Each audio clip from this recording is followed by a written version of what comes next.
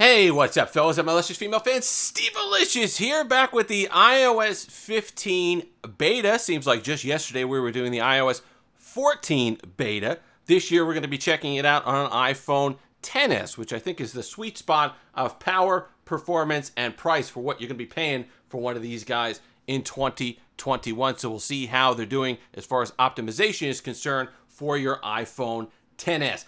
Before we get to all that, thank you so much to all the new subscribers, up over 4,100 as of the taping of this video. If you're loving all of the tech, both new and old, go ahead and give that subscribe button a tussle.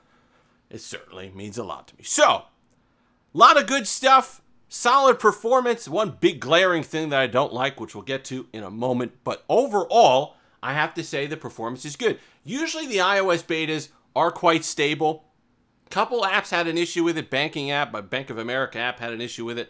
But overall, it was just a hiccup, like one slight crash, and then that was it. And then I was able to use everything just fine. Pokemon Go is usually particularly picky with betas. No issue there. So overall, the system ran as it should. Battery life. This particular device has a battery health of 94%. And I saw no significant drop in screen on time from the last time I daily drove this particular iPhone XS. I'm looking at 4 hours of screen on time. I get it. They're not exactly screen on time and battery beasts when you're talking about these iPhones, but from generation to generation, I didn't see a gigantic drop in battery use. So think 4 hours of screen on time. That's with gaming. That's with that's with brightness most of the way up, if not all the way up. So take that into account. You're going to be getting roughly the same performance. Let's talk about some of the interface changes, because I really like what they've done with that. You've got the weather app, which I quite like. I think this is the first one, or at least the full version, that they've incorporated a lot of the dark sky stuff. They acquired dark sky a few years ago, that great Android and iOS weather app that would tell you almost down to the minute when it was going to start raining in your location, which I quite like. So it's nice. It's a weather app that looks like you want to use it in 2021. The transparencies are nice. The new animations are nice. It works well. It's smooth. So I think they made a good change there. When you go to the messages, now you have pin messages, which is fine. So you can pin conversations that you like a lot up at the top here, and you can have them just ready to go.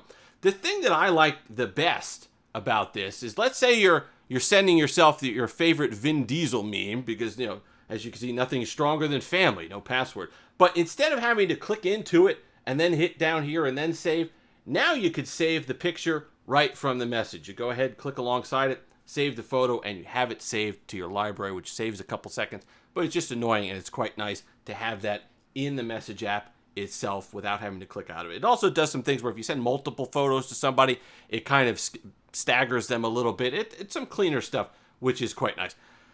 The other thing, maps. I like the color scheme that they've had for maps. I didn't get into all the 3D stuff that they were doing with the new maps, but I like the change in the contrast. Easier to see.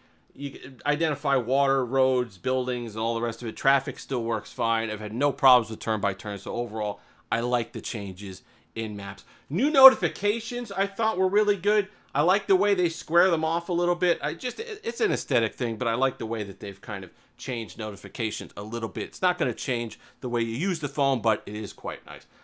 The big thing that, I don't know why they changed it in the first place. It was almost like change for the sake of change. I like the fact that they changed alarms back. So when you go in there and you want to set a time, you get the scroll wheel back, which is nice. Because, of course, the most important part of setting an alarm is having the alarm be accurate, the time that you set. So that when they put it in that little corner that you had to key in the time that you want, and you could make a mistake very easily. I like the fact that they just went back to this. It wasn't broken. Please don't fix it. However,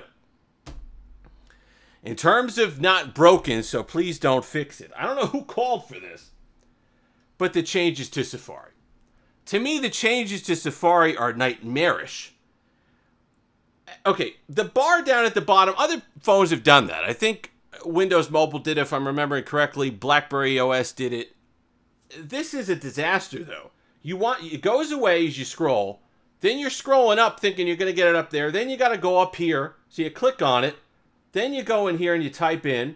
Let's say you want to go to Google. Then it goes back down there. Then if you want to mistake quickly and you want to go, it makes you dizzy. It may not seem like a big deal. It may not seem annoying at first, but you do it enough times and it gets annoying, trust me. It's not, I don't know what they did with it. I don't know why they needed to do that. They really need to just put it back to where it was. Have the address bar at the top, or if you're going to do it where you're going to put it at the bottom, keep it there. When I put my finger there to go ahead and highlight and put another address in, don't then just shift it to the top and then back to the bottom. It makes you dizzy. You don't know where you're putting your thumb. And it might be muscle memory at some point. But again, it was one of those things. I don't think it was broken. I don't know why they needed to go ahead and fix it. Here's the big thing that I like. And when you go into mail for the first time after you get your update, it's going to ask you if you want to add the additional email privacy stuff. And basically, the way I understood it from what they were doing is that it makes it so it loads emails in the background at a slower rate.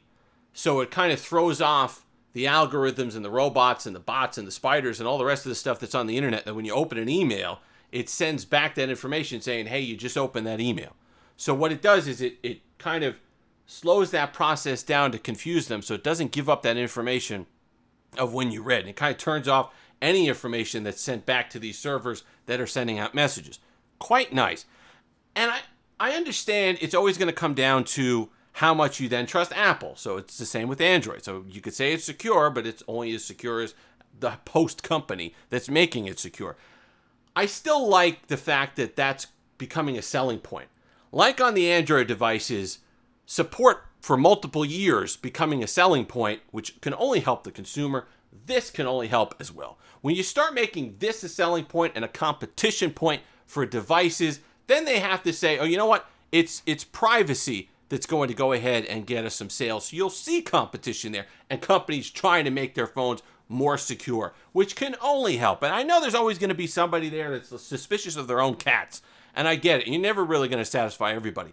But the fact that it's being discussed, the fact that it's being worked on to some degree is nice and comforting, and I think overall is a good thing for the consumer. The other thing, the live text stuff works well. It's great. I understand it's Google Lens and Android people laugh at us and all the rest of it, and that's fine. But listen, it works well. It's nice to have it on iPhone so you could just look at text on a television, on a screen. You're playing a game or something like that, or signs when you're out and about.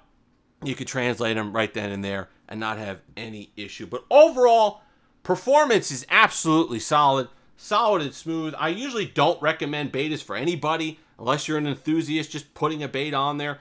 But this one is really no issue. If you want to go ahead and on your main iPhone, I don't see an issue. I didn't have any full-on hard crashes where it had to do a hard reset. I haven't had any of those. Like I said, the worst that's going to happen is an app crashes, and then you could go on about your day from there. But everything else should work just fine that I've tested. Mail, Safari, YouTube, Pokemon, Instagram, Twitter. No issues whatsoever with all of those. Camera work great. Everything you expect to work just fine as it was the last time I was using it. So really no change. So if you made it this far, like, comment, subscribe. Any particular specific questions you have for your use case, go ahead and leave them in the comment section below. Until next time, have that Steve-licious day.